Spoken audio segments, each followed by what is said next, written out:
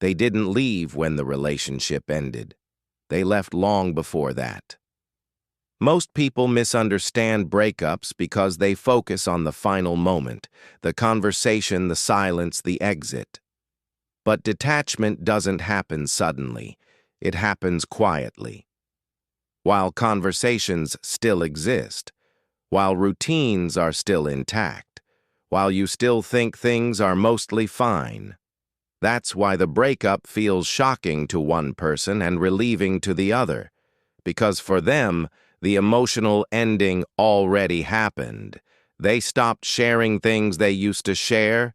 They stopped reacting the way they used to react. They stopped needing reassurance. And you noticed it, but you didn't confront it. You told yourself it was temporary. You blamed stress. You assumed closeness would return on its own. That assumption is where most people lose clarity, because emotional detachment doesn't announce itself. It withdraws, slowly, silently. Psychologically, this is called preemptive detachment.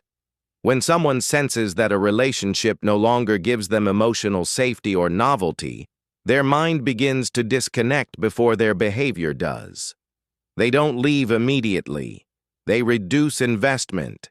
They test emotional independence. They see how it feels to exist without relying on you.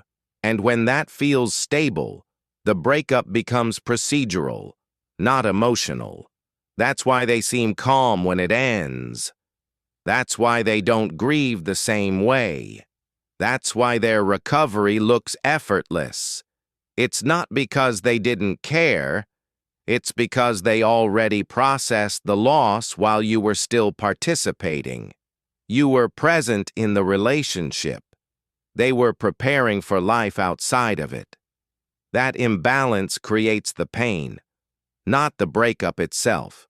The clarity most people need isn't about getting them back. It's about understanding when they left.